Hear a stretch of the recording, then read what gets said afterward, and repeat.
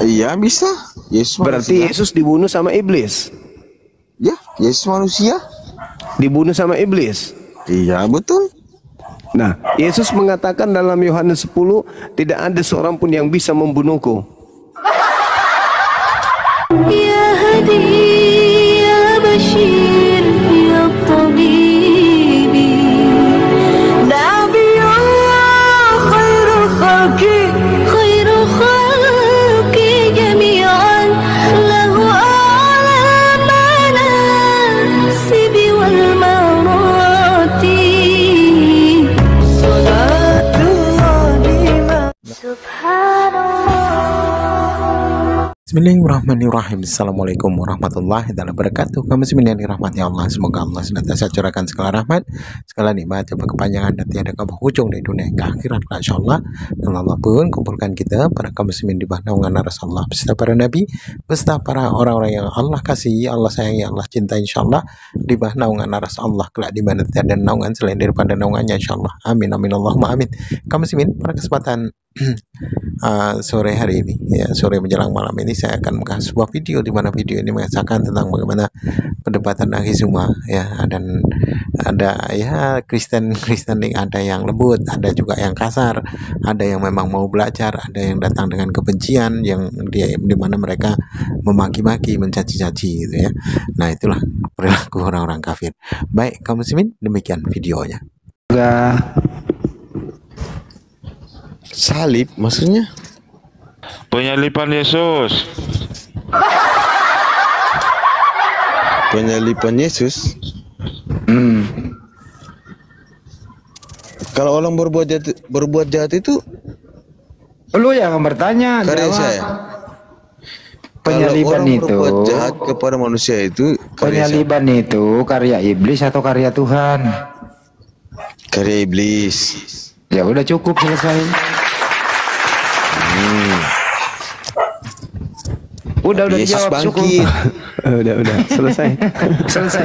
Yesus bangkit. Yesus bangkit mengalahkan iblis. Tunggu dulu. Ketika salib itu karya Muhammad iblis, di mana? Muhammad bangkit. Ini penyaliban. Ketika salib itu Anda akui sebagai karya iblis, Oh, ini cuma bicara. Yesus berkata, iblis sedikit Cuma. pun tidak berkuasa atas diriku. Oke. Apakah Yesus yang disalib iblis atau bukan? Kan Yesus pernah dibawa iblis ke gunung. Iya, sekarang saya ulang lagi pertanyaan. Apakah ketika iblis membunuh seseorang, Apa salahnya? apakah ketika iblis membunuh seseorang, maka yang dibunuhnya adalah Yesus? Iya bisa. Yesus Berarti manusia. Yesus dibunuh sama iblis. Ya, Yesus manusia. Dibunuh sama iblis. Iya betul. Nah, Yesus mengatakan dalam Yohanes 10, tidak ada seorang pun yang bisa membunuhku. Mana coba? Oh, Yohanes 10. Soalnya banyak podcastmu yang ngarang-ngarang soalnya cuma. Yesus dalil. Ayo.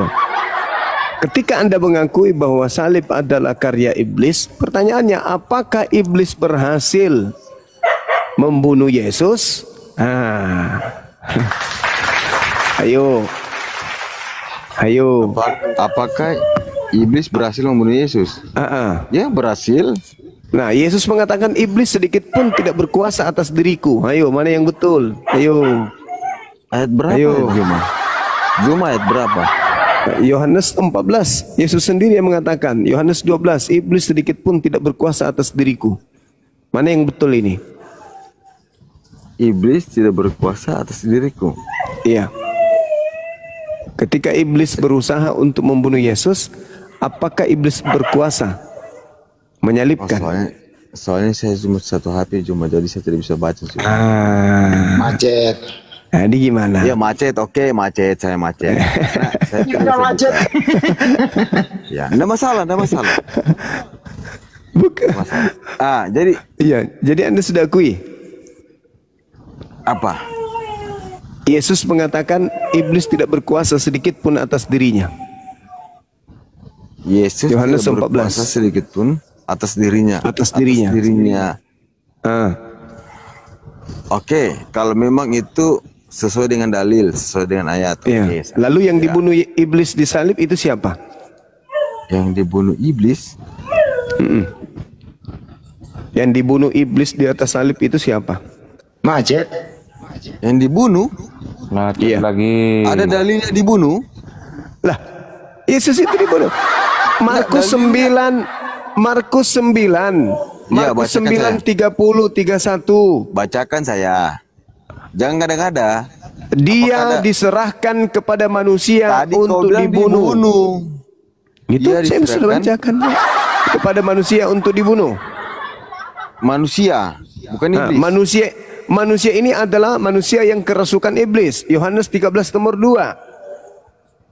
Matius Tiba-tiba 26 manusia, nomor kau 4 bilangkan nomor iblis, 59. tiba-tiba kau karang sendiri. Tadi manusia, sekarang iblis. Tadi Lah, kan iblis, sekarang manusianya manusia. kerasukan iblis. Manusia sekarang iblis. Manusia yang Zuma, kerasukan Zuma. iblis. Kan Anda sudah mengakui tadi bahwasanya penyaliban itu adalah rencana iblis. Zuma, Karya berapa tahun kau iblis. Islam? Berapa tahun kau Islam? Berarti Anda sudah mengakui bahwasanya iblis yang berusaha membunuh Yesus melalui orang lain, melalui tentara Romawi, melalui orang Yahudi, imam kepala Berapa tahun mahkamah kau Islam, agama, dan Zuma? melalui Yudas. Nah, sekarang Berapa tahun kau pertanyaannya adalah, berhasilkah iblis membunuh Yesus? Tadi manusia, sekarang iblis. Tadi iblis, sekarang manusia. Berhasilkah Yang iblis mana? membunuh Yesus? Tadi pertama kau bilang iblis, sekarang manusia. Berhasilkah iblis Zuma, membunuh Zuma. Yesus? Coba itu dalilmu itu baca baik-baik. Berhasilkah iblis membunuh Yesus? Zuma, berapa tahun kau Zuma? Berapa Udah macet aja. berapa tahun? Takut, Tadi takut, kau sudah turunkan. bilang Berhasilkah macet, udah. iblis membunuh Takut. Yesus? Takut, turunkan. Dibunuh itu Yudas. Pasti diturunkan. Pasti kau Dibunuh turunkan, Yudas. Zuma, pasti kau turunkan. Pintar. Berapa tahun? Yang dibunuh itu Yudas. Betul sekali. Berhasilkah Berapa tahun Yesus membunuh Yesus? Takut Berhasilkah jawabnya. iblis membunuh Takut Yesus? kau jawab. Ah, Takut kau jawab. berhasil tidak iblis membunuh Yesus? Mana dalilnya? Iblis membunuh Yesus. Lah, tadi Anda mengakui salib itu karya siapa? Salib karya siapa? Karya iblis. Apakah Ya, ada pernyataan membunuh? Berhasilkah karya iblis ini? Botol memang kau Zuma, botol. Asli botol. Asli botol. Asli. Minum cap tikus dulu kau. Minum cap tikus dulu kau. Berhasilkah karya iblis terhadap Yesus? Berhasil. Berhasil. Ya. Berarti Yesus bohong. Yesus Kenapa? mengatakan iblis sedikit pun tidak berkuasa atas diriku. Mana yang betul? Oke. Apa lagi pertanyaanmu? Berarti Yesus bohong. Mana dalilnya Yesus bohong? Yohanes 14:30. Apa dia bilang? Iblis tidak berkuasa sedikit pun atas diriku. Tidak sih berkuasa sendiri. Oke, ya oke. Kalau memang betul dalilmu ya. Berarti yang disalib di atas banyak yang berarti yang aneh-aneh. disalib oleh iblis ini siapa? Berarti yang disalib oleh siapa? Yang disalib oleh orang-orang Yahudi atas perintah iblis itu siapa? Atas perintah iblis. Mana dalilnya atas perintah iblis? Lah, Yohanes 13 nomor 2. Apa Yohanes pasal 2? Apa? Iblis merasuki Yudas untuk menyusun rencana mengkhianati Yesus. Pertanyaanmu lain. Ah. Pertanyaanmu lain pertama Zuma. Iblislah yang menjadi bapakmu dan kau mau melakukan keinginan bapakmu, yaitu membunuh aku. Yohanes 8:44. Ayo. Itu perkataannya ke siapa? Yesus berkata kepada orang-orang Yahudi yang ingin menyalibkan dirinya. Ayo. Yesus mengatakan, enggak betul sudah kau Zuma. Itu dalil, mau ke mana? Lebih baik kau keluar jual serabi. Dalil ini acol-comor ini. Itu yang tertulis Bibelnya. 1 Yohanes 3 nomor 8 pun tertulis demikian. Barang siapa yang berbuat dosa berasal dari iblis. Berdosa nggak orang yang menyalip Oke lah, Yesus? saya ikuti kata-kata. Berdosa nggak orang yang menyalip Yesus? Berdosa orang Nah, yang itu menyalip berasal Yesus. dari iblis. Berdosa. Berdosa. Oh, Iblis, berdoa. Oke, ya, berdosa, Ah. iblis, ya. Berarti yang ingin membunuh Yesus itu adalah iblis. Ya, betul. Berhasil nggak iblis membunuh Yesus? Berhasil iblis. Dalilnya mana? Iblis Iya. berhasil membunuh Yesus. Congor Masolan lah. generasi. Tadi 1 Yohanes 3 nomor 8. Barang siapa yang berbuat dosa berasal dari iblis. Katamu berhasil. Barang siapa yang berbuat dosa berasal dari iblis. Berdosa tidak orang yang menyalip Yesus? Berhasil kah tidak orang berhasil? Nah, berarti berdosa nggak orang yang menyalip Yesus? Berdosa. Berasal dari iblis kah itu? Berasal. Ya. Nah, berarti iblis berhasil membunuh Yesus. Berarti iblis berhasil membunuh Yesus. Iya.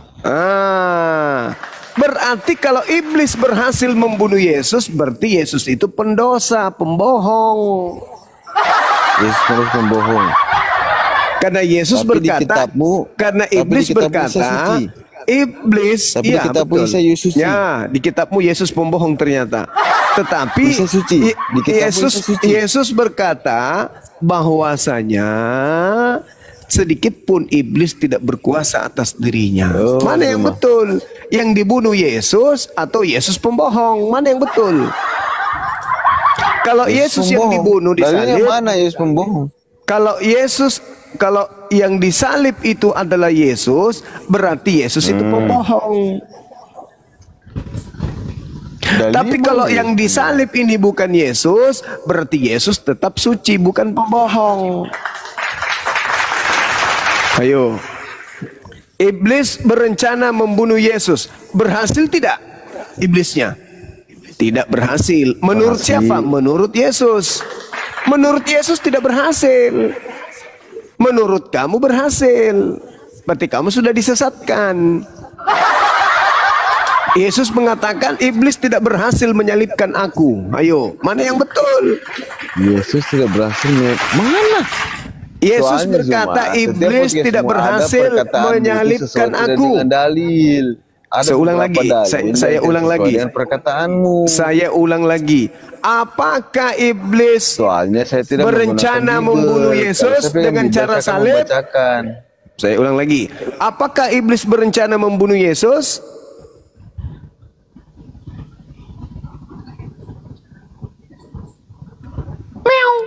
Kau malah saya. Apakah iblis berencana membunuh Yesus? Kata Yesus, iblis sedikit pun tidak berkuasa atas diriku.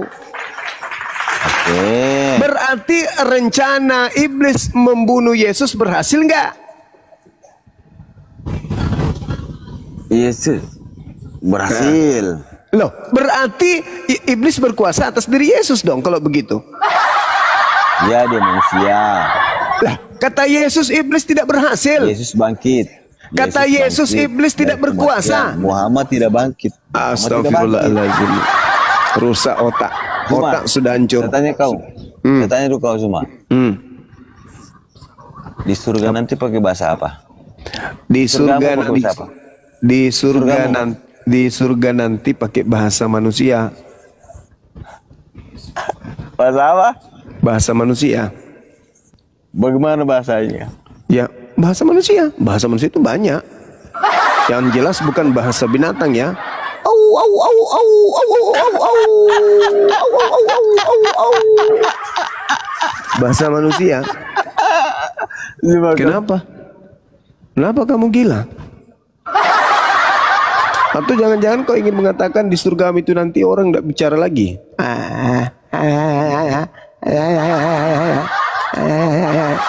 Pertanyaanmu pertanyaan aneh. Dia Jadi maunya teman-teman, itu. ya Banyak dia maunya bahasa Yunani. oh bahasa Yunani, baguslah kalau gitu. Jadi teman-teman sekalian, dalil di dalam kitab mereka, iblis berencana membunuh Yesus. Yesus berkata, iblis sedikit pun tidak berkuasa atas diriku. Berhasil tidak rencana iblis terhadap Yesus, di mana iblis tidak berkuasa atas dirinya? Kesimpulannya gimana tuh? Yesus dalam Yohanes 14 nomor 30, iblis sedikit pun tidak berkuasa atas diriku. Ketika iblis kemudian berencana membunuh Yesus, baik iblis langsung yang berusaha maupun melalui orang, apakah berhasil atau tidak? Berdasarkan pengakuan Yesus, iblis tidak berkuasa sedikit pun kepada diriku. Berarti iblis tidak berhasil menjalankan misinya, rencananya untuk membunuh Yesus. Kita lebih percaya kepada Yesus daripada kepada iblis. Betul? Kita lebih percaya kepada Yesus daripada kepada Paulus. Betul? Iya, Yesus sendiri mengatakan, iblis sedikit pun tidak berkuasa atas diriku. Ketika iblis ingin membunuh Yesus dengan cara mencobai Yesus, berhasil tidak iblis? Tidak. Ketika iblis kemudian merasuki Yudas, berhasil tidak iblis? Tidak. Kata siapa tidak? Yesus. Berarti yang disalib ini siapa? Yudas. Masolang generasi. Tapi yang disalib itu diberi nama Yesus. Nah, karena Yesus memang sudah mengatakan, waspadalah kepada penyesat yang datang kepadamu memakai namaku. Al-Quran luar biasa. Wa ma katalu wa ma salabu walakin subbiha lahu. Allahu Akbar, takbir. Allahu Akbar.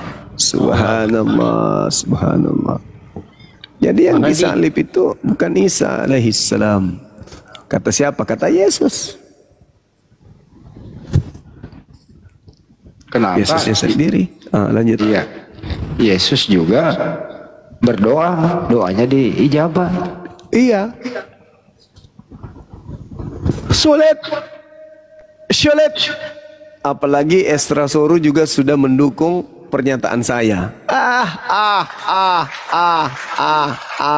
Bahwa salib adalah rencana iblis. Sekarang kalau iblis berencana membunuh Yesus, iblis berencana menyalib Yesus, sekarang kita jagokan siapa? Iblis atau Yesus?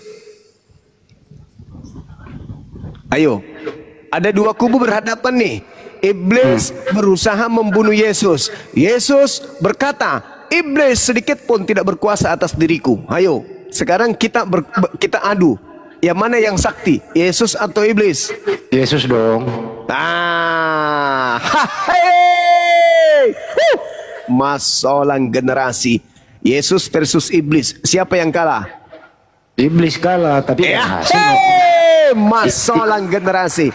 Iblis kalah, tapi iblis berhasil membunuh Yesus lain.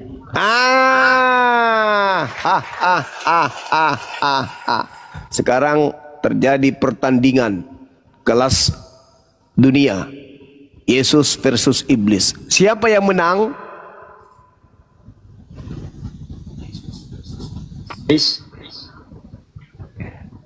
Siapa yang menang di antara keduanya ketika mereka saling ingin melumpuhkan? Siapa yang menang?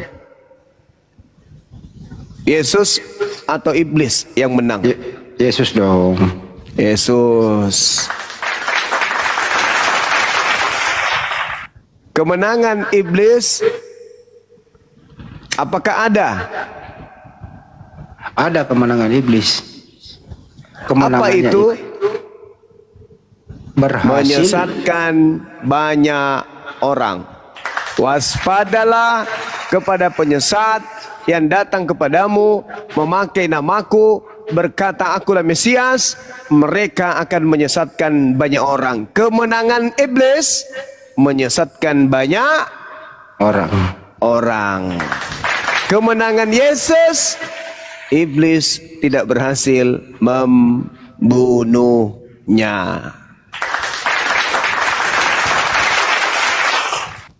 Kemenangan iblis mengibliskan Psikodis TV. Ayolah teman-teman, jangan sombong terhadap kebenaran. Al-Quran sudah datang kepada kalian. Islam sudah hadir di tengah-tengah kalian. Para apologet Islam jujur mengabarkan isi Bible kalian. Ayo lembutkan hati kalian. Apakah kalian ingin membela iblis ketika iblis kemudian berhadapan dengan Yesus? Kalian mendukung iblis untuk membunuhnya, atau kalian mendukung Yesus bahwa iblis tidak akan berhasil membunuhnya? Kalian berada di kubu mana? Ayo, sekarang Anda perenungkan. Kalian Kristen berada di kubu mana ketika Yesus berhadapan dengan iblis? Yang satu ingin membunuh Yesus. Yang satu mengatakan kamu tidak akan sanggup membunuhku. Kristen di mana berdiri? Milih mana di antara dua jagoan ini? Milih Yesus atau milih iblis? Ayo. Ketika di situ ada pertarungan antara Yesus anak Tuhan katanya dengan iblis penguasa kegelapan berhadap-hadapan, kita ada juga hadir di sana menyaksikan, maka kita akan teriak, Yesus, Yesus, bravo Yesus, bravo Yesus, Yesus, win Yesus, Yesus, win Yesus, bravo Yesus. Di kubu sebelah apa teriakannya? Kira-kira apa teriakannya? Kira-kira apa teriakannya? Kalau kita kan Yesus, yes, bravo, Yesus, Yesus, yes, menanglah Yesus, menanglah Yesus, kalahkan kuasa kegelapan Yesus, menanglah Yesus. Nah itu kan. Nah kalau yang di sebelah teriaknya apa? Tangkap, salib, salib iblis, tangkap iblis, tangkap dia iblis, salibkan dia iblis, demi dosa-dosa kami iblis, please, please iblis, please, iblis, bravo iblis, kamu bisa, iblis, kamu bisa, tangkap, tangkap, ketepak, tangkap iblis, tangkap, kamu bisa, bisa, bisa, bisa, mati, yes, yes, yes, yes, menang iblis, yes, dosa kita ditebus, thank you iblis, thank you iblis, thank you iblis, terima kasih atas kerja baikmu iblis, Anda luar biasa iblis, berkat pekerjaanmu kau mampu kemudian menyalibkan Yesus, yes, dosa-dosa kami dihapus, thank you, bravo iblis, bravo, bravo. Kita umat Islam kecewa, ya Rab, nabimu yang begitu mulia menjadi korban, disalibkan oleh orang-orang yang menginginkan kematian atasnya. Di mana kuasamu Tuhan? Kau begitu tega membiarkan hambamu. Katanya kau mengasihinya, kepadanya kau berkenan, kau memuliakan sebelum dunia ada. Tapi kenapa kau biarkan dia mati? Kemudian suara terdengar dari langit, wahai, jangan khawatir, yang mereka bunuh bukanlah yang asli. Yang asli sudah ada duduk di sebelah kananku. Yes! Allahu Akbar! Takbir! Ternyata yang disalib yang palsu katanya.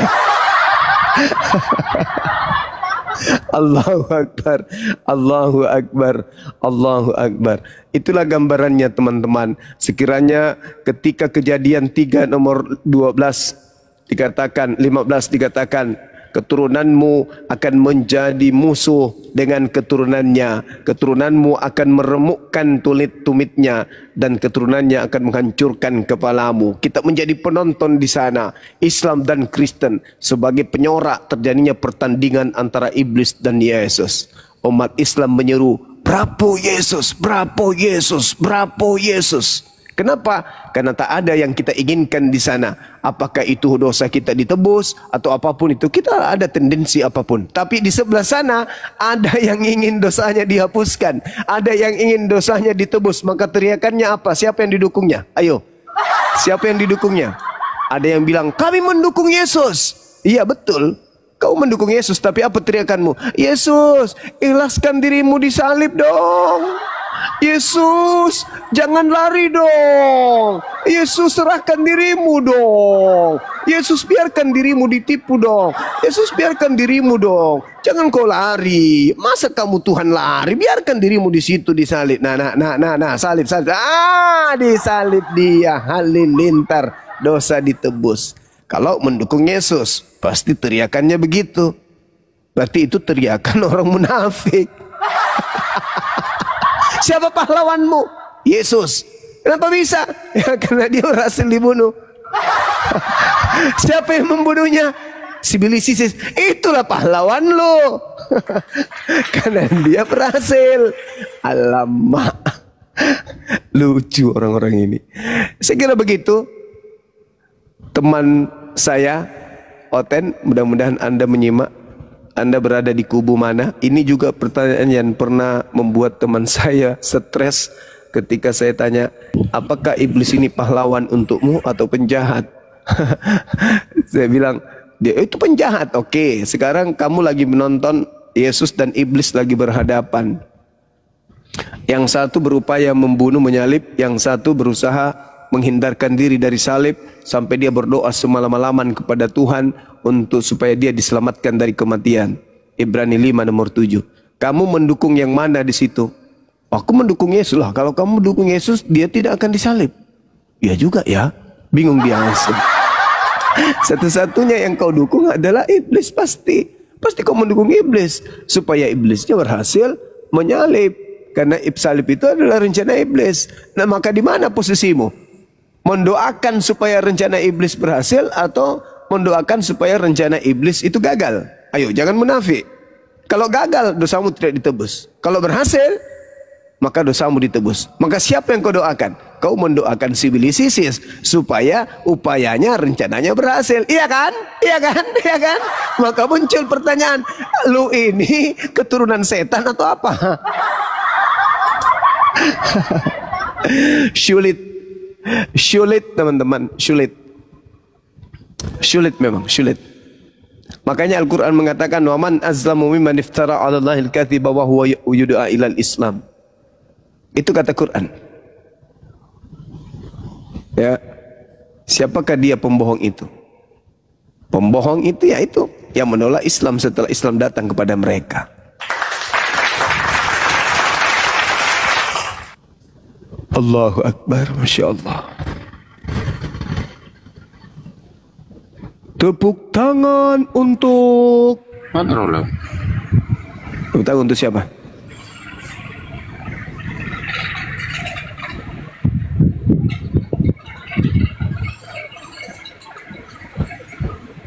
Kopi. Ini kopi kok. Kopi putih. Selamat pagi, kopi putih. Pagi. Assalamualaikum. Oh, Islam ya Bang ya. Ya. Silakan apa yang mau disampaikan. Cuma salam per Bang Handi aja.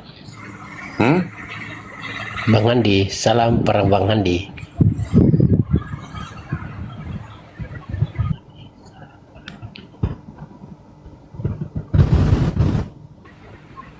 Firly, selamat malam, selamat pagi Firly. Kalau itu kan asumsinya Bang Suma. Saya tidak menyalahkan. Setiap orang punya pemahaman masing-masing. Tapi begini, kalau saya itu pribadi ya, belum tentu benar. Logika saya begini. Itu kan peristiwa sejarah. Peristiwa sejarah yang pada masa itu, kita itu belum tahu apa-apa, cuman tercatat. Fakta sejarahnya ada. Nah, jadi konteks itu kalau saya pribadi, yaitu bisikan iblis. Karena begini, kalau supranatural itu, mungkin kalau saya pribadi kan sudah mengalami hal-hal supranatural. Kalau supranatural itu, dia itu punya dua kekuatan, hitam dan putih. Nah, yang hitam ini, dia boleh menggoda manusia, tapi tidak bisa mengambil nyawanya. Nah, peristiwa sejarah ini, terlepas, saya kan nggak paham ayat-ayat tuh, tapi peristiwa sejarah ini secara supranatural, si gelap ini dikalahkan, dipatahkan. Bang, izin dulu saya potong bang, saya mau nanya bang, apa bedanya supranatural sama motor Supra?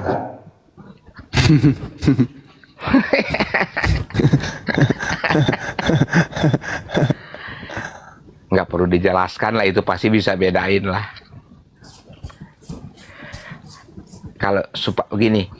Kalau supranatural itu nanti kita akan alamin sendiri.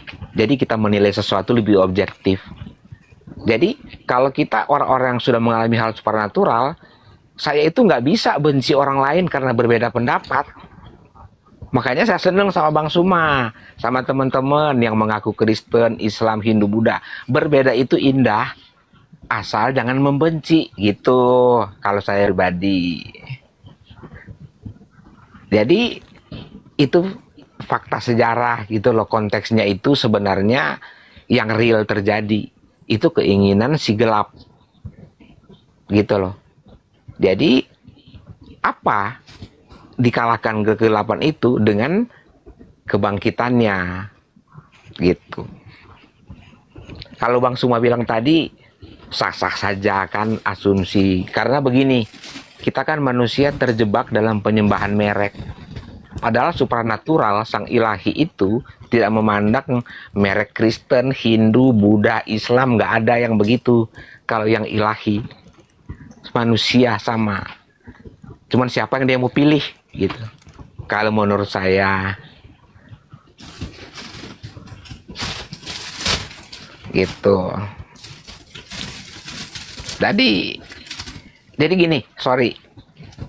Mau kayak apapun manusia itu, kita tidak akan pernah mengenal ilahi kalau kita masih terjebak ke dalam penyembahan merek agama Kristen, merek agama Islam, merek agama Hindu dan Buddha. Kita tidak akan pernah mengenal ilahi yang sesungguhnya, hakikatnya. Jangan terlalu panjang, Bang. Bang, oke, lanjut. Lanjut. Iya. Jadi justru kalau kita sudah tahu jalan, barulah kita mendapatkan tingkat pemahaman fenomena, entitas, peristiwa, keberadaan yang kemudian di mana hal tersebut tidak dapat diilustrasikan dengan akal budi atau ilmu sains, sampai munculnya keadaan kita mengerti makna kekuatan gaib, dunia ruh atau dimensi ketuhanan, apabila kita berada pada koridor jalan yang betul. Kalau Anda mengatakan Anda adalah orang supranatural, saya katakan orang yang khusyuk di dalam ibadah sholat itu jauh tingkat pemahaman supranaturalnya daripada paranormal. Kenapa? Karena dimensi keajaiban, dimensi kegaiban, dimensi alam ruh, dimensi entitas pencipta, secara religius mereka dapat. Mereka tidak berada pada konsep ilusi dan halusinasi, tetapi fakta real yang nyata, keabsolutan tentang keberadaan Tuhan, yang dimensi kegaiban itu justru muncul pada orang-orang yang khusyuk di dalam beribadah, khususnya sholat. Kalau supranatural hanya bermain dalam ilusi, bayang-bayang, yang kemudian bayang itu tidak sesuai dengan objek, tapi kemampuan mengolah keadaan untuk dianggap sebagai sesuatu yang luar biasa. Mereka mengerti arti roh, bahkan jauh daripada itu mereka menyelami tentang roh. Mereka memaknai tentang keajaiban. Justru jauh daripada itu dia mampu menjabarkan keajaiban. Ramalan ada di genggaman mereka. Bahkan prekognisi. Mereka tahu, mereka paham kekuatan spiritual atau kekuatan batin. Tetapi konsep yang mereka punya hanya sebatas ilusi doang. Nah ini Kalau saudara mengatakan saya adalah orang supranatural, nah kaitannya dengan hal itu adalah sebagai orang yang mencerminkan keadaan dirinya mampu menembus fenomena ruh, fenomena gaib, hal-hal yang berada di atas hukum fisika dan biologi, maka Anda seharusnya paham mendudukkan bagaimana seorang rasul, utusan sang pemilik segala sesuatunya di alam fana ini, Anda bisa menembus keberadaan itu.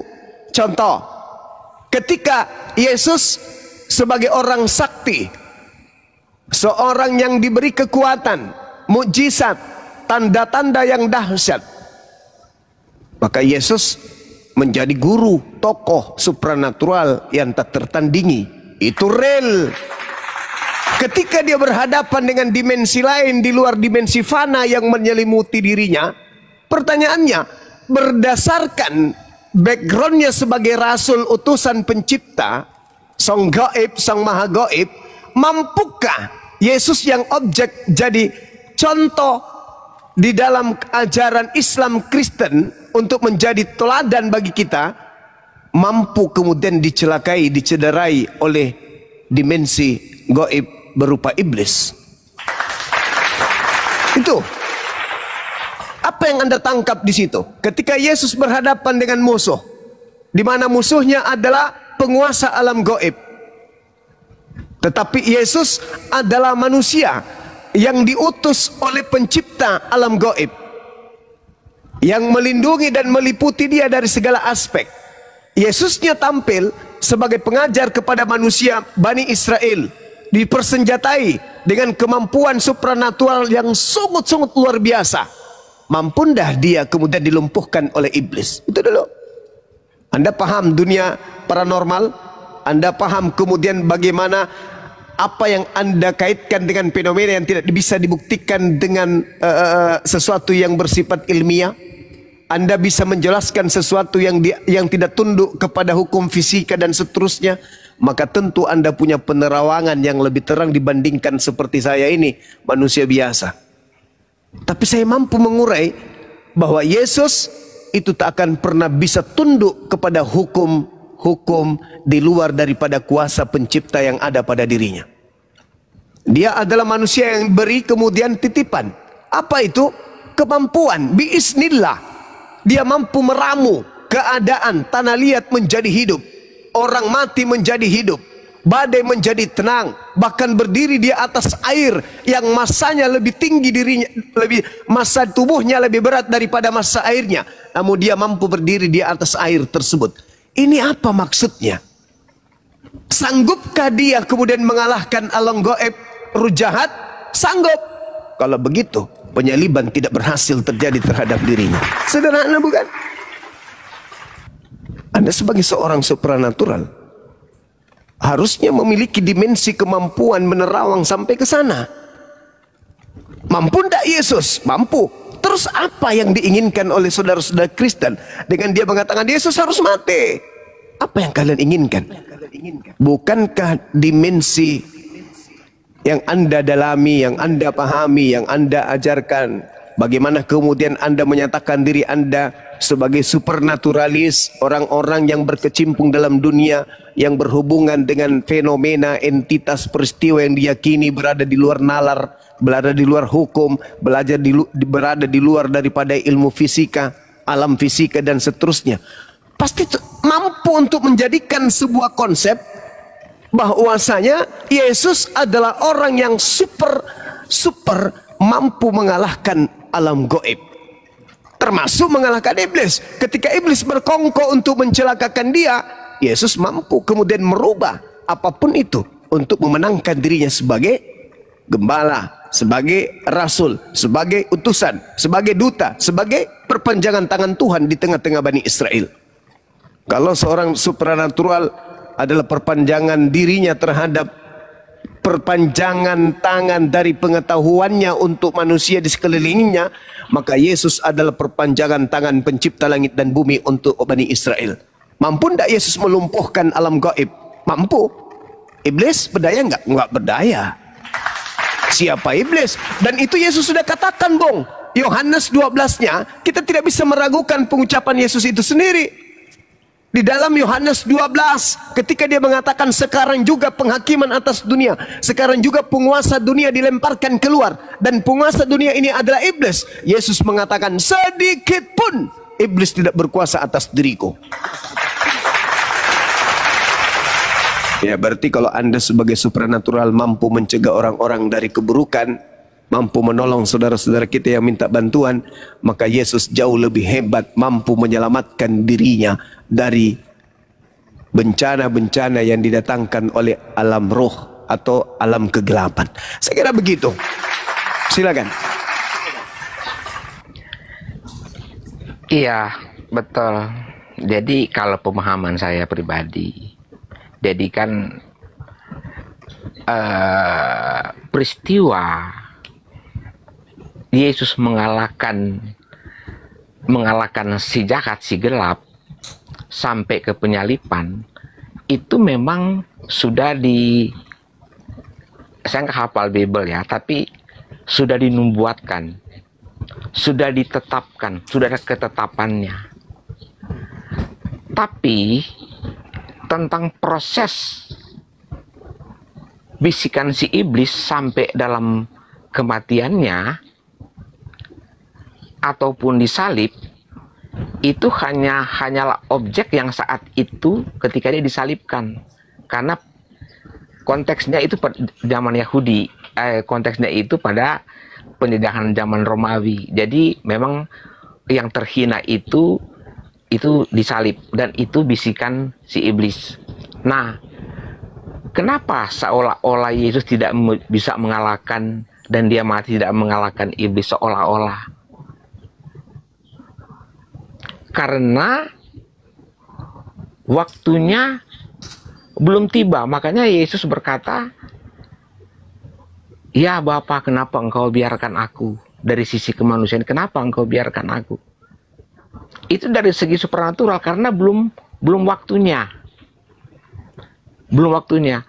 Makanya ketika supernatural itu atau ruh yang putih, ruh ilahi, dia menjawab bahwa lu boleh, iblis boleh menjadi istilahnya provokasi atau boleh membunuh, tapi jiwanya tidak bisa. Seolah-olah iblis itu menang, tapi dengan kebangkitan itulah kemenangannya. Jadi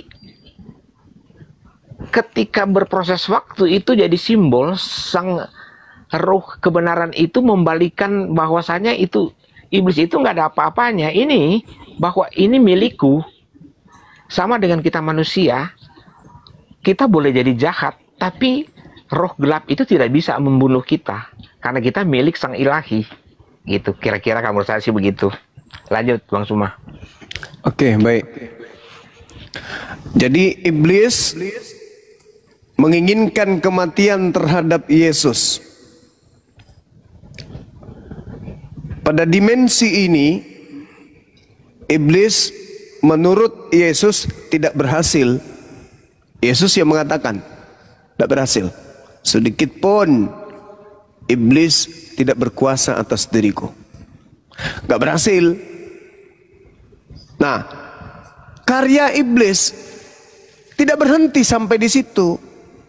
Makanya Yesus mengatakan, setelahku akan datang penyesat, memakai namaku, waspadalah kepadanya. Yesus diselamatkan kemudian oleh pencipta, terangkat dia ke langit. Iblis ngapain? Tidur?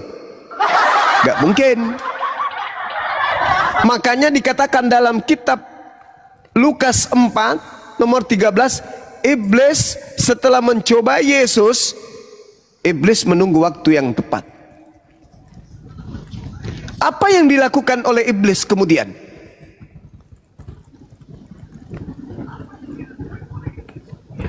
Menjadikan korban yang disalib ini menjadi Yesus. Lalu setelah menjadikan Yesus ini,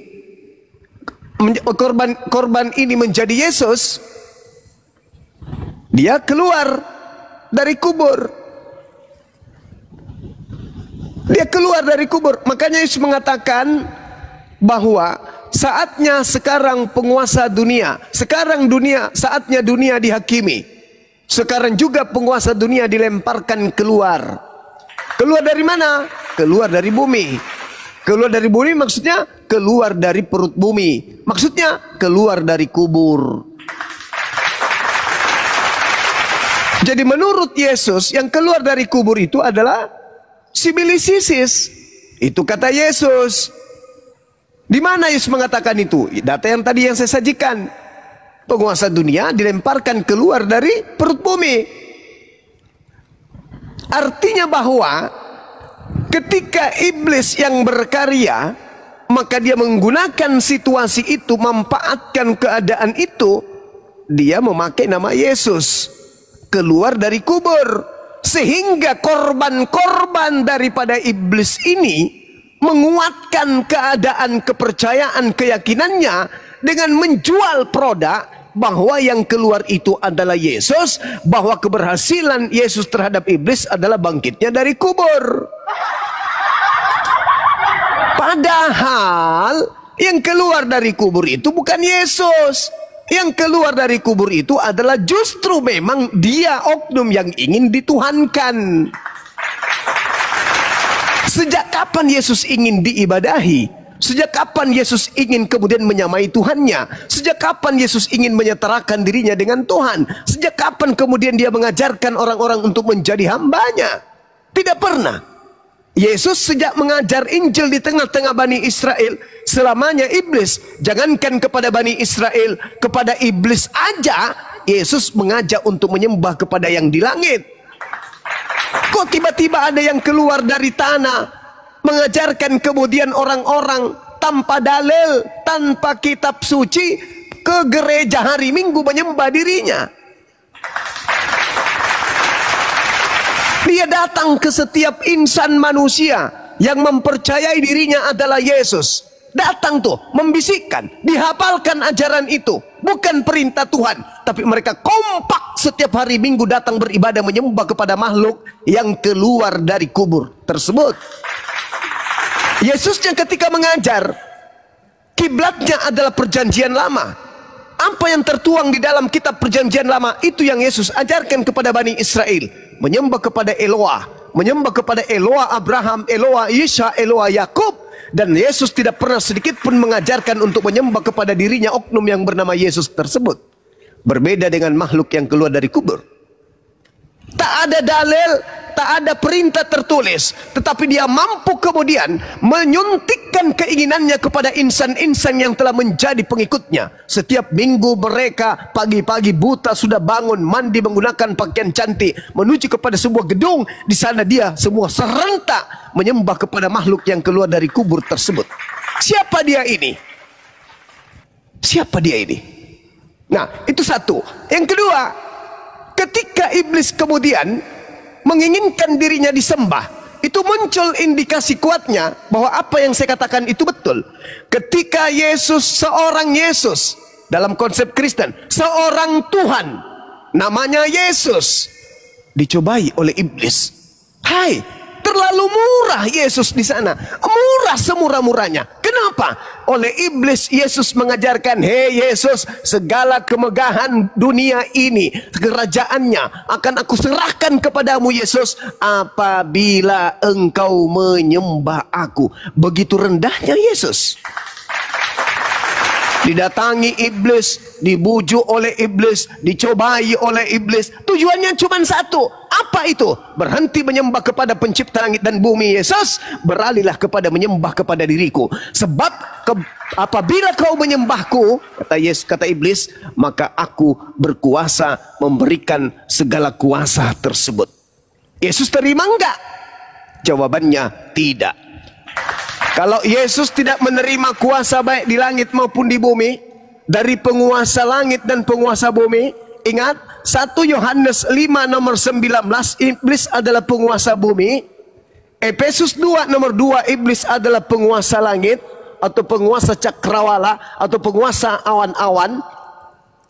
Maka semua kuasa langit dan kuasa bumi yang milik iblis itu tidak diterima oleh Yesus. Lalu siapa yang keluar di pagi buta di hari Minggu itu membisikkan murid Yesus dengan mengatakan, kepadaku telah diberikan kuasa baik di angkasa maupun di bumi. Yesus tidak menerima itu. Lalu siapa yang menerimanya? Pengganti Yesus. Inilah yang dimanfaatkan kemudian oleh iblis untuk menyesatkan dunia. Makanya Bang Goto betul mengatakan, andai saja Islam tidak datang, maka dunia ini sudah kiamat. Karena Yesus sendiri yang mengatakan itu, saatnya dunia dihakimi. Kenapa saatnya dunia dihakimi? Karena aku sudah tak ada nanti di dunia. Yang berkuasa adalah penguasa dunia itu. Sebab penguasa dunia dilemparkan keluar. Yesus sudah tak ada, Musa sudah tak ada, Abraham sudah tak ada, Harun sudah tak ada, Daud Salomo sudah tak ada di bumi ini. Mereka sudah kembali ke alam roh. Yesus pun sudah tak ada. Yang berkuasa tinggal iblis. Alhasil, alhamdulillah, Allah pencipta langit dan bumi kemudian menetralisir kehidupan bumi dengan mengutus sang penyelamat terakhir, baginda Rasulullah Muhammad sallallahu alaihi wasallam. Andai tidak ada, maka dunia sudah kiamat. Kenapa? Karena dunia sedang dihakimi. Kenapa dihakimi? Karena sibilisisis telah memanfaatkan nama Yesus untuk menyesatkan keturunan Adam. Di mana itu tertulis? Anda baca di Matius 24 nomor 4, nomor 5 sampai nomor 31. Apa kata Yesus? Waspadalah kepada penyesat yang datang kepadamu dengan memakai namaku dan berkata, akulah Kristus. Mereka akan menyesatkan banyak orang. Penyesat yang banyak menggunakan nama Yesus itu di mana? Di Islam. Islam menyebar ke seluruh penjuru bumi tidak memakai nama Yesus. Agama Kristen adalah satu-satunya agama yang memanfaatkan nama Yesus Kristus untuk menyebar dan mengajak orang lain menjadi pengikutnya. Sayangnya ketika kita menjadi pengikut makhluk yang keluar dari kubur ini dan bertemu dengan Yesus anak Maria di dalam Matius 7:22-23, Yesus anak Maria mengatakan kepada pengikut Yesus yang keluar dari kubur, apa kata mereka? Apa kata Yesus? Pada hari terakhir nanti banyak orang berseru kepadaku, Tuhan, Tuhan, bukankah kami bernubuat pakai namamu, mengusir setan pakai namamu, bermujizat pakai namamu? Pada saat itulah aku Yesus akan berterus terang kepada mereka, enyahlah daripadaku, aku tidak mengenal kalian, kalian semua adalah pembuat kejahatan. Jadi si Yesus siapa rupanya yang dipakai pendeta mengusir setan? Jadi Yesus siapa rupanya yang dipakai namanya oleh pendeta bermujizat? Yesus siapa? Sedangkan Yesus yang asli mengatakan, aku tidak mengenal kalian. Berarti ada Yesus lain. Yesus lain inilah yang merasuki jiwa-jiwa setiap insan Kristen, sehingga orang-orang Kristen makan babi, tidak bersunat, ibadah minggu tanpa ada perintah dari Tuhan. Yesus inilah yang telah membuat saudara-saudara Kristen menganggap perbuatan kekristenan itu adalah sebuah kebenaran. Apa yang Kristen lakukan hari ini dianggap sebagai sebuah kebenaran. Farikan hada wa farikan haqqa alaihimud dalalah innahum ittakhasus sayatin awliya min dunillah wa yahsabuna annahum muhtadun. Sebagian manusia diberi petunjuk dan sebagian lagi sepantasnya memang menjadi sesat. Kenapa mereka sepantasnya menjadi sesat? Karena mereka menjadikan iblis sebagai pelindung selain daripada Allah.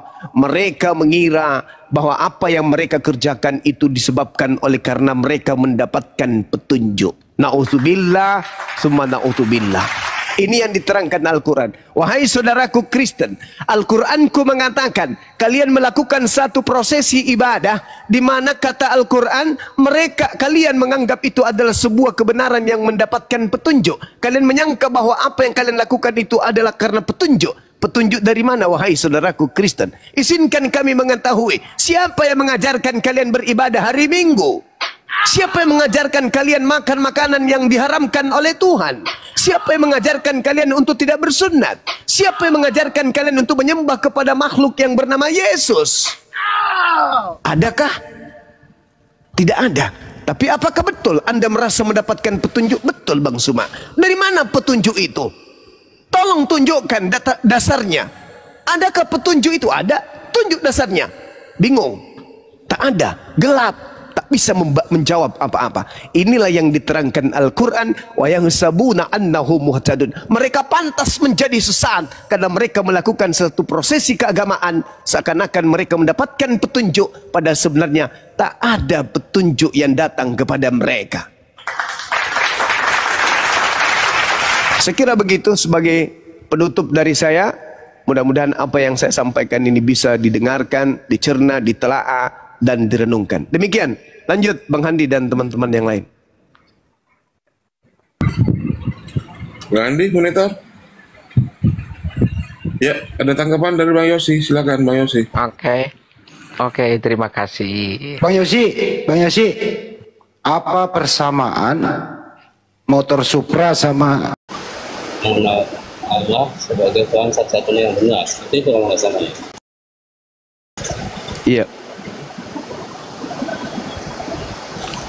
Oke. Dan mengenali dan sebagai utusannya gitu kan Bang? Iya betul sekali, betul. Tapi ada di ayat terakhir, saya lupa Bang. Barang siapa yang tidak percaya kepadaku, ia telah mati imannya Bang. Gimana itu? Iya. Percaya sebagai? Ya, sebagai Tuhan dalam keimanan kami kan Bang. Loh, kan tadi hidup kekal itu mengenal dia sebagai utusan Tuhan. Barang siapa yang tidak percaya kepadanya kalau dia adalah utusan Tuhan, dia tidak akan selamat, kan gitu Bang. Lagian Yesus itu kan datang kepada kaumnya, Bani Israel, bukan kepada orang Roma, bukan kepada orang Yunani, kepada Belanda, atau kita orang Indonesia. Nah, ketika Yesus datang di tengah-tengah kaum Israel saat itu sedang menunggu manusia yang diurapi. Mereka sedang menunggu Mesias, manusia yang diurapi, yang bisa membebaskan mereka dari penjajahan Roma. Jadi ketika Yesus datang, Bani Israel itu terpecah menjadi dua. Ada yang menerimanya sebagai utusan Tuhan, ada yang tidak menerimanya sebagai utusan Tuhan. Orang Yahudi tidak pernah menunggu Tuhan datang ke bumi jadi manusia, nggak ada itu konsepnya. Nah, sehingga ketika Yesus mengajar, dia mengatakan, barang siapa yang percaya kepadaku, percaya sebagai akulah utusan yang kalian tunggu. Bukan Tuhan yang kalian tunggu, tapi utusan. Oleh karena itu, kalau Anda mengatakan barang siapa percaya kepadaku, dia akan hidup tidak binasa, betul. Percaya sebagai utusan. Nah, itulah hidup kekal itu. Hidup kekal itu adalah mereka mengenal Engkau satu-satunya Tuhan, itu satu. Dan tidak cukup itu aja, mengenal aku juga sebagai utusanmu. Berarti jelas itu kedudukan Yesus di sana sama seperti Nabi Musa, sama seperti Nabi Daud, sama seperti yang lainnya, nabi-nabi yang lain. Utusan Tuhan kepada Bani Israel. Nah, yang mengherankan sekarang ini di Kristennya. Kalau hidup kekal itu sederhana sekali, yaitu cukup mengenal dia sebagai utusan Tuhan, kenapa orang Kristen justru menuhankan Yesus? Ya sudah ada di ayat Bang, Lukas 2:11 itu Bang. Lalu ya. Iya, Malik Kristus. Juru selamat. Pada hari ini telah lahir bagimu juru selamat, manusia yang diurapi Tuhan, Kristus Tuhan. Kristus itu artinya manusia yang diurapi. Nah, jadi arti sesungguhnya pada hari ini telah lahir bagimu juru selamat, manusia yang diurapi Tuhan di kota Daud. Jadi memang dia diutus sebagai juru selamat. Ada komanya loh di situ Bang, nggak langsung dibaca seperti itu Bang. Nah, oke, Kristus itu artinya apa Bang? Iya, memang seperti yang Abang bilang. Berarti Kristus manusia yang diurapi. Diurapi oleh siapa? Tuhan. Dalam original teksnya itu tidak ada tanda koma, Abang. Itu penambahan di Lembaga Bible Indonesia. Pada hari ini telah lahir bagimu juru selamat, manusia yang diurapi Tuhan. Dia adalah perantara Tuhan kepada Bani Israel.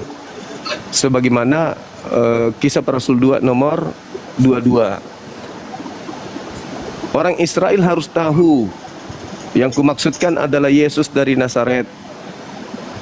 bahwa dia adalah manusia yang ditentukan oleh Tuhan untuk melakukan tanda-tanda, mukjizat dan kekuatan yang dilakukan oleh Tuhan melalui perantaraan Yesus seperti yang kalian tahu. Itu dalil.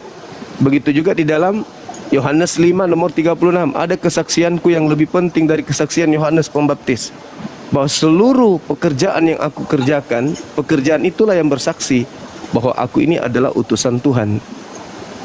Begitu juga ketika murid-muridnya menerima firman, Yohanes 17:8, segala firman yang engkau berikan kepadaku telah aku sampaikan kepada mereka, mereka telah menerimanya dan mereka percaya bahwa engkaulah yang telah mengutus aku.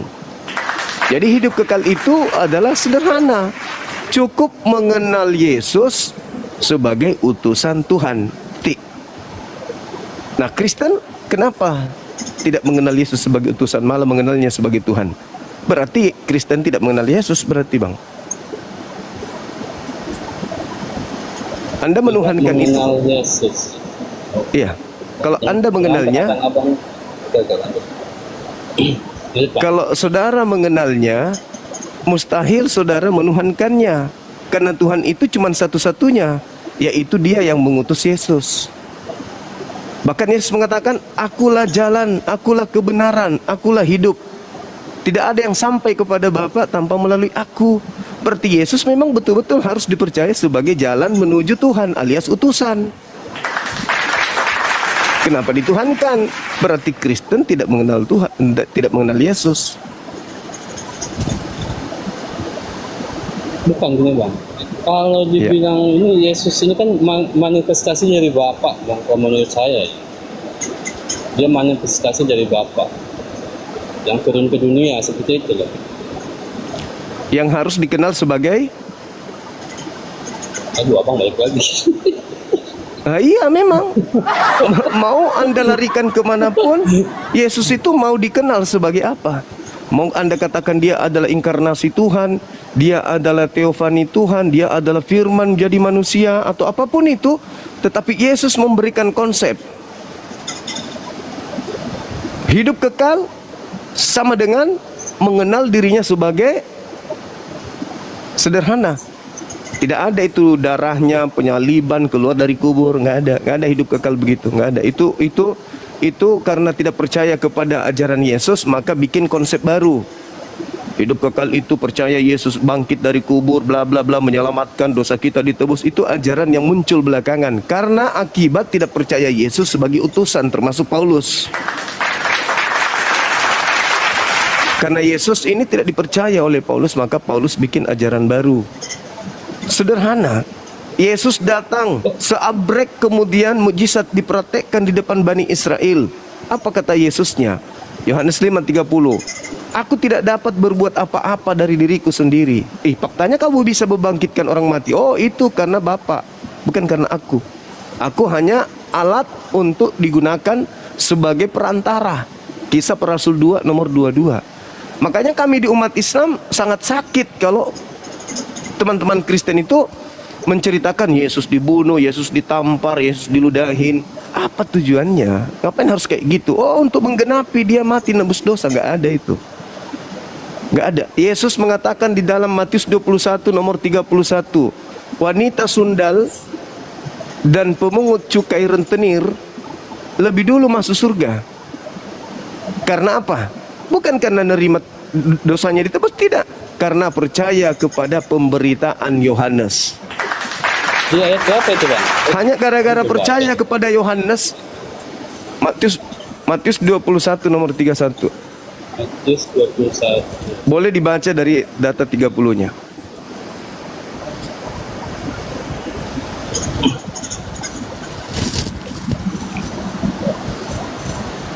Sederhana loh itu, selamat itu. Sederhana sekali.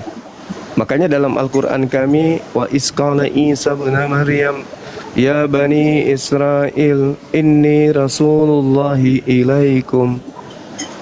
Makanya Al-Quran juga menegur ahli kitab, orang-orang Farisi pada saat itu. Ya ahlal kitab, la taglu fi dinikum, wa la taqulu ala Allah illa haqqa. Wahai ahli kitab, janganlah kamu berlebih-lebihan di dalam agamamu. Jangan kau menceritakan tentang Tuhan pencipta langit dan bumi tidak sesuai dengan ilmu, asal-asalan. Kau tidak berbicara tentang Allah sesuai dengan kebenaran firman. Kau mengatakan hal yang tidak benar. Innamal masihu Isa bin Maryam, sesungguhnya manusia yang lahir tanpa ayah, yaitu anak laki-lakinya Maryam, hanyalah seorang rasul, hanyalah seorang utusan yang diciptakan kemudian dari firman. Jangan kau berlebihan mengatakan dia Tuhan, jangan. Nah, Yesus mengatakan hidup kekal itu cukup mengenal aku sebagai rasul. Sederhana. Dan itu iman Islam. Tapi saudara, Kristenku ini terpengaruh ajaran politeisme dari Roma, di mana memang kekristenan pertama kali itu diramu oleh kekaisaran Romawi. Mereka menginginkan penyembahan terhadap dewa-dewa mereka masih berlanjut, sehingga mereka menggunakan kitabnya orang Yahudi untuk menempel kepada konsep ajaran politeisme. Bergabunglah, terjadilah sinkretisme, perkawinan antara dua ajaran, tauhid satu Tuhan Yahudi dan tiga dewa Romawi digabung. Makanya muncullah Tritunggal, Trinitas, segala macam. Itu karena mereka menggabungkan. Nah, sedangkan Yesusnya ketika mengajar selama 3 tahun, dia katakan la ilaha illallah inni rasulullah. Hidup kekal itu adalah kalian mengenal yang mengutusku satu-satunya Tuhan dan mengenal aku sebagai utusan Tuhan. Sudah selesai, Anda hidup kekal. Sederhana, bukan? Kenapa harus ada embel-embel ibadah minggu lah, Natalan lah, peringati kebangkitan Yesus lah? Apa itu? Dari mana itu ajaran itu? Hari Minggu ke gereja tiap hari Minggu. Siapa yang ngajarin? Yesus cuma mengatakan cukup percaya, aku rasul, utusan Tuhan untuk Bani Israel. Selesai, masuk surga. Kata siapa? Kata Yesus. Di mana dalilnya? Ya tadi, Yohanes 17 nomor 3. Hidup kekal itu. Nah, bukankah kita mengejar hidup kekal? Islam mengejar hidup kekal, Hindu mengejar hidup kekal, Buddha mengenal hidup kekal, Kristen mengejar hidup kekal. Siang malamnya kita ini mengenal hidup kekal. Bagaimana kita bisa menjadi orang yang bisa masuk ke dalam hidup kekal, yaitu surga. Giliran Yesus memberikan solusi, kita belakangi, kita malah lari ke ajaran lain. Malah salib yang didewa-dewakan, padahal salib itu adalah lambang kutuk.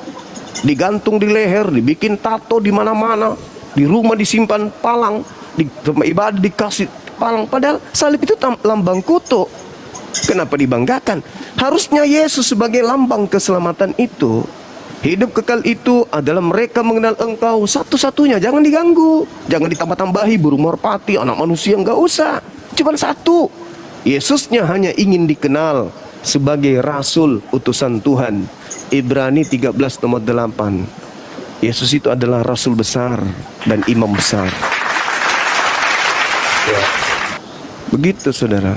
Makanya kami umat Islam itu kenapa siang malam membela Yesus? Saya tampil sebagai apologet membela Yesus, meskipun saya dibilang penghujat, penista. Iman kami itu tidak sah kalau kami tidak beriman kepada manusia suci yang datang di tengah Bani Israel. Bersusah payah dia, orang tuanya difitnah sebagai pezina, lahir dia di tengah-tengah kaumnya, kemudian dia difitnah, dia dihina, dia kemudian direncanakan ingin dicelakai, tapi diselamatkan oleh Tuhannya. Setelah diselamatkan oleh Tuhannya, para pembencinya membentuk ajaran baru setelahnya. Lahirlah agama saudara. Makanya Yesus mengatakan, waspadalah kepada ragi orang Farisi. Celakalah engkau wahai orang Farisi, celakalah engkau wahai ahli Taurat, celakalah engkau orang Yahudi. Yesus katakan seperti itu, jelas. Tapi kenapa orang Kristen ketika mengecam orang Farisi, ketika mengecam ahli Taurat, orang Kristen justru menerima ajaran dari orang Farisi? Padahal Yesus mengatakan di dalam Matius 23 nomor 15, celakalah engkau wahai orang Farisi, celakalah engkau wahai ahli Taurat, celakalah engkau wahai orang munafik. Engkau menjelajahi daratan, engkau menyeberangi lautan untuk mentobatkan orang menjadi pengikutmu. Setelah kau jadikan dia menjadi pengikutmu, kau jadikan dia menjadi orang neraka, dan 2 kali lebih jahat daripada engkau sendiri.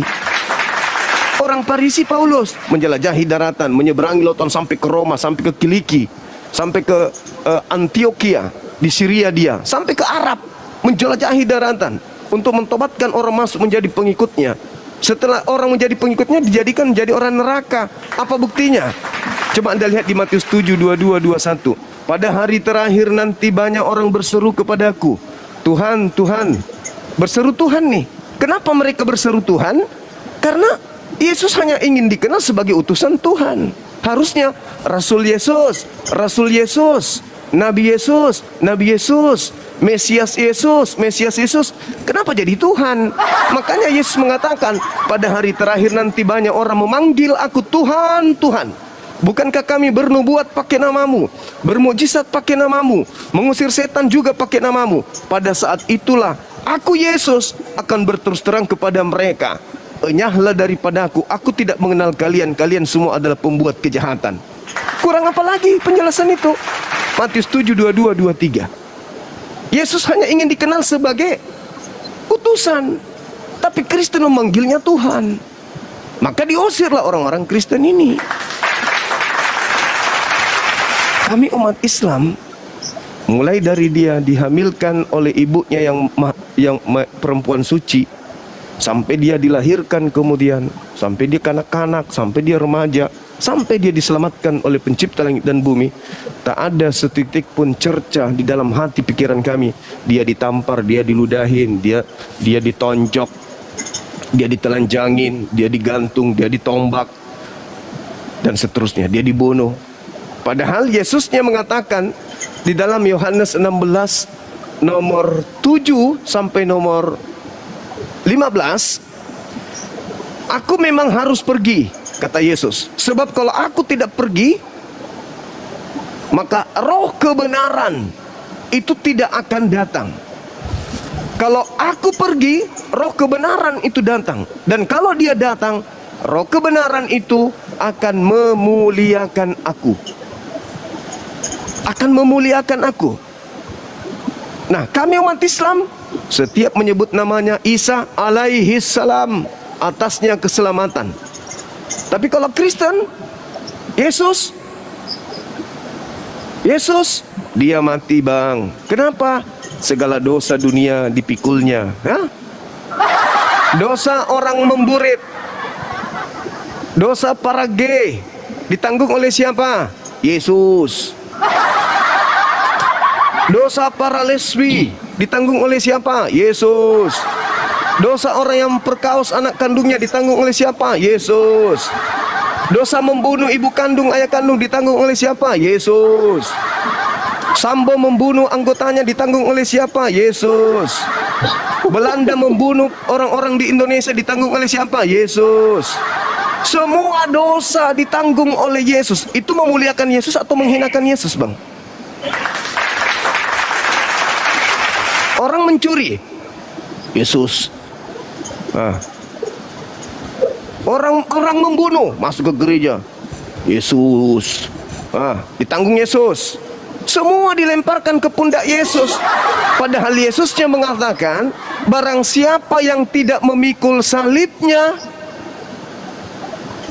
dia tidak bisa menjadi pengikutku. Jadi manusia harus menanggung sendiri, bukan memberikan ke Yesus. Nah, inilah saudaraku Kristen, fungsinya Islam datang kemudian untuk meluruskan itu. Diajarkan Oke, kita Bang, untuk kembali. Silakan. Saya bertanya, Bang. Silakan. Menurut Abang, yang tadi Abang bilang, kebenaran itu merujuk kepada siapa sih, Bang? Karena dalam Bible itu tidak disebutkan nama.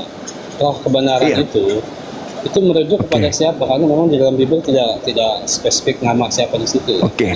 Roh kebenaran. Oke. Roh kebenaran. Roh yang diutus oleh Tuhan itu roh kebenaran enggak, bang? Iya dong. Di dalam Yohanes 3 nomor 34, ini kata Yesus, barang siapa yang diutus, yang diberi pekerjaan untuk menyampaikan firman Tuhan, maka padanya roh Tuhan tidak terbatas. Barang siapa yang diberi tugas untuk menyampaikan firman, maka pada dirinya ada roh kebenaran dari Tuhan tidak terbatas. Nabi Musa mendapatkan roh dari Tuhan, roh kebenaran. Nabi Daud mendapatkan roh dari Tuhan, roh kebenaran, penyampai firman. Yesus juga mendapatkan roh kebenaran, penyampai firman. Nabi Muhammad menerima firman dari roh kebenaran.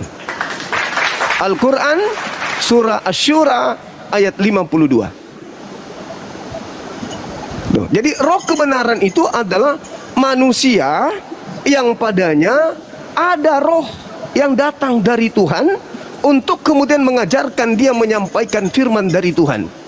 Makanya Yesus mengatakan roh kebenaran itu, Bang, coba Anda baca di Yohanes 16 tadi, di data 13-14, katakan roh kebenaran apabila ia datang, dia tidak berkata-kata dari dirinya sendiri, melainkan apa yang didengarkannya, itulah yang disampaikan. Berarti dia manusia, karena dia masih mendengar firman dari atas.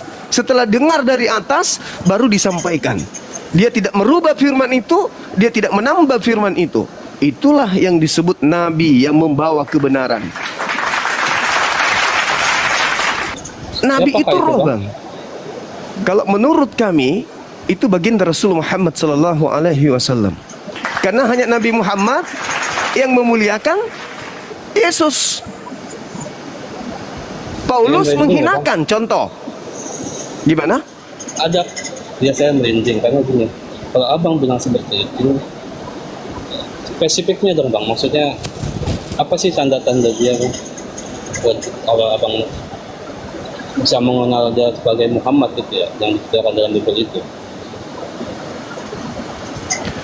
Iya. Cobalah Anda lihat. Bahwa menuju ke dia gitu. Oke. Coba Anda baca terjemahannya aja dulu, Bang. Di dalam surah An-Nahl, An-Nahl 44, bil bayyinati waz zubur wa anzalna ilaika dzikr litubayyana linnas ma nuzila ilaihim wa la'allahum yatafakkarun. Nabi Muhammad diberikan kalimah, diberikan firman dari langit untuk disampaikan berita kebenaran tersebut kepada seluruh manusia, agar manusia mengetahui apa yang harus manusia kerjakan. Begitu juga di dalam Al-Quran surah Asy-Syura, dalam Al-Quran Asy-Syura ayat 51, 52, Allah Subhanahu wa taala menjelaskan dengan sangat rinci bahwa Al-Quran itu adalah berupa roh yang kemudian Allah sampaikan kepada Nabi Muhammad. Demikianlah kami sampaikan kepadamu, wa kadzalika auhayna ilaika ruhan, ruh, untuk menjelaskan kebenaran kepada seluruh umat manusia. Jadi Al-Quran itu sebagai ruh yang diberikan kepada Nabi Muhammad untuk menjadi cahaya kepada siapa yang menghendaki cahaya itu. Itu Al-Quran. Engkau sesungguhnya diutus oleh Allah, wa innaka latahdi ila siratim mustaqim. Engkau diutus wahai Nabi Muhammad untuk membawa kebenaran kepada seluruh umat manusia, agar menunjuk mereka kepada jalan yang lurus menuju kepada Tuhan. Dia, kata Yesus, dia kalau datang akan memuliakan aku. Yahudi datang menghinakan aku. Paulus datang menghinakan aku. Kristen datang menghinakan aku. Masakan aku sebagai utusan dilantiknya naik setara dengan Tuhan, sementara aku bertuhan. Siang malam aku berdoa, siang malam aku mengaku gembala, siang malam aku mengaku teladanilah aku, contohilah aku, hiduplah seperti aku. Aku sujud, aku bersyahadat, aku puasa, aku sunat, aku tidak makan babi, aku ibadah saban. Kenapa kalian mengaku pengikutku tapi kalian tidak mengikuti apa ajaranku? Yohanes 14:12. Jika engkau mengasihi aku, maka engkau juga akan melakukan pekerjaan-pekerjaan yang aku lakukan. Aku sholat, aku puasa, aku sunat, aku tauhid satu Tuhan, aku sujud dalam beribadah, aku mengangkat tangan kepada Tuhanku, bahkan aku ketakutan kepada Tuhanku sampai keringatku seperti titik-titik darah. Tapi kenapa kalian memakai namaku dan menyandingkan aku dengan Tuhanku, dan bahkan mengatakan aku satu hakikat dengan Tuhanku? Enyahlah daripadaku, kalian semua adalah pembuat kejahatan, aku tidak mengenal kalian. Itu kata Yesus tuh. Makanya Yesus berpesan kepada orang Yahudi sebelum dia terangkat, Waspadalah kepada penyesat yang datang kepadamu dengan memakai namaku dan berkata, akulah Kristus. Mereka akan menyesatkan banyak orang. Hati-hati dengan penyesat yang memakai namaku. Mereka menyesatkan banyak orang. Kristen memakai nama Yesus menyebar kemana-mana dengan cara menjajah, termasuk masuk ke Nusantara ini, mengajarkan Yesus menjajah dulu, meneror dulu. Pribumi dikasih takut dulu, dibom, pak, ditembak, tak. Setelah mencekam, setelah mereka lapar, setelah mereka haus, mereka was-was, hidup terlunta-lunta, suami meninggal dibunuh, tempat tinggal dibom habis. Datang misionaris menawarkan Indomie, lahirlah agama Anda diterima. Orang nggak bisa makan, nggak ada lagi pekerjaan, sawah sudah dibom, pekerjaan sudah tidak ada. Ada anak saya yang remaja kuat, tapi diambil semua menjadi kerja rodi oleh Belanda. Di kerja rodi, suami saya disuruh kerja rodi, dibikin rel kereta api. Saya mau makan apa? Datang misionaris menunggangi penjajahan, bagi-bagi Indomie. Shalom, shalom, shalom. Ibu butuh apa? Ibu sakit, mari ke rumah sakit kami. Terkesima mereka, lagu-lagu rohani, habis itu dibaptis. Jadilah keturunannya hari ini. Karena tidak mungkin agama penjajah dianut oleh keturunan pahlawan. Tidak mungkin. Mereka yang menjadi korban, terintimidasi, hidupnya terkekang, dibawa bayang-bayang ketakutan, belum tidur bunyi helikopter, belum apa-apa bunyi senjata di mana-mana, ketakutan. Cara tempat berlindung paling aman pada saat itu adalah gereja. Pada masa penjajahan, tempat paling nyaman adalah tinggal menjadi budak penjajah, menjadi tukang bersih gereja, menjadi tukang sapu mereka, menjadi tukang pemuas nafsu mereka, menjadi mata-mata mereka, bersekongkol dengan mereka. Itulah cara teraman pada masa itu. Keturunan mereka jadi apa agamanya? Setelah makan Indomie, setelah dikasih jabatan oleh penjajah, kira-kira mereka memeluk agama apa? Enggak mungkin mereka masih beda agama. Enggak mungkin. Begitu juga pahlawan yang mengusir mereka, enggak mungkin satu agama. Begitu hari Minggu, stop dulu. Ya, gencatan senjata. Hari Minggu kita ibadah dulu sama-sama. Penjajah masuk ke gereja, Belanda juga masuk. Sebelah kiri Belanda, sebelah kanan pahlawan. Begitu setelah ibadah, haleluya, selesai. 3 langkah, mundur, 1, 2, 3, berhadapan. Enggak mungkin. Tidak mungkin. Pahlawan tetap menjadi pahlawan, kemudian mengusir penjajah. Nah, yang ikut di penjajah ini siapa? Dan orang-orang yang beragama sama seperti agama penjajah hari ini pada saat itu mereka di mana? Saya pahlawan memerangi Belanda. Anak saya lahir, saya kasih nama anak saya nama-nama Belanda. Martin, Peter, Carlos. Ya kan tidak mungkin. Tidak mungkin. Itu mustahil. Tidak mungkin. Oleh karena itulah kita renungkan bahwa ketika Yesus mengatakan keselamatan itu hanya mengenal dirinya sebagai utusan Tuhan, Islamlah itu. Dari timur sampai barat, Islam ditanya, kalian Islam? Ya, Yesus itu siapa? Utusan Tuhan. Datanya mana? Yohanes 17 nomor 3. Hidup kekal itu mengenal Yesus sebagai utusan Tuhan. Kristen ditanya, mulai dari jemaat biasa sampai kepada pendeta pastor yang sudah bangkokan, yang sudah banyak duitnya di mana-mana, gedungnya di mana-mana gara-gara perpuluhan. Ada helikopter pribadi, pesawat pribadi. Tanya dia, sini yuk pendeta, mau tanya, Yesus itu siapa pendeta? Tuhan. Koplak. Inilah yang terjadi, kata Yesus. Waspadalah kepada penyesat yang datang kepadamu memakai namaku. Nah, siapa sekarang yang memakai nama Yesus kemana-mana? Islam atau Kristen?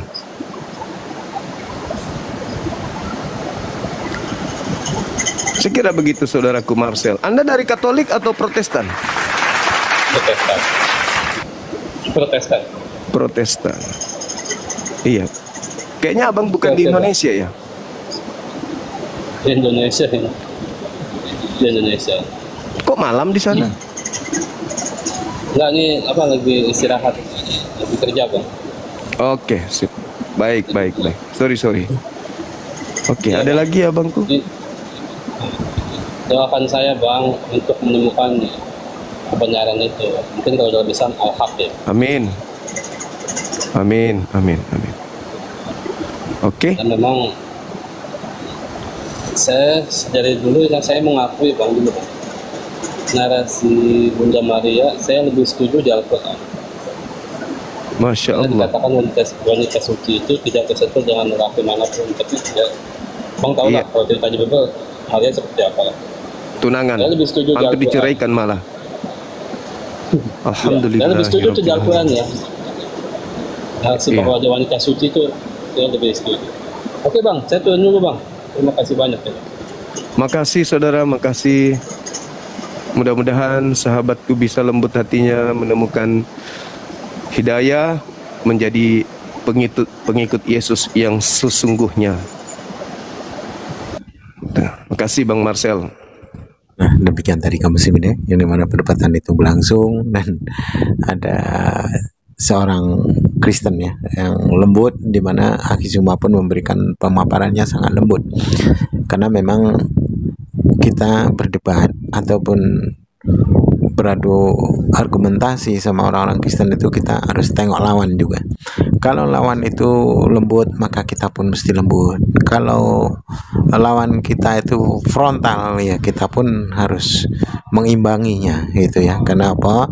Biar kita tidak dihina-hina sama mereka, biar ada rasa hormat menghormati. Karena kalau kita biarkan mereka menghina-hina, menghujat-hujat, maka akan menjadi kebiasaan bagi mereka dan akan mendatangkan penghujat-penghujat baru yang dimana mereka akan mengikuti yang lainnya gitu ya, mengikuti senior-seniornya gitu. Maka seperti saya pun kalau berdebat sama Kristen-Kristen tuh ya, di dunia nyata maupun di dunia maya itu saya saya ikuti lawan debatnya itu lembut atau kasar. Kalau lembut saya berusaha untuk lebih lembut ya, kalau santun saya akan lebih santun, tapi kalau kasar ya saya pun lebih frontal dari mereka. Karena apa? Untuk menjaga marwah juga. Kalau kita lembut-lembut akhirnya mereka menghina-hina itu ya, malah nanti netizen juga yang malah balik menyerang kita, ngapa gitu-gitu dilembut-lembuti kan gitu. Jadi memang kita harus memberikan keseimbangan bagi lawan debat kita. Jika lawan debat kita lembut, kita pun mesti lembut. Jika lawan debat kita di penghujat, kita pun mesti tegas memberikan argumentasi yang akan menusuk jantung mereka. Baik kaum muslimin, mungkin hanya itu saja yang dapat saya sampaikan, dan saya Rifdus Sani. Wassalamualaikum warahmatullahi wabarakatuh. Ya Hadi, ya Bashir, ya Tabibi, Nabi Allah khairul khalqi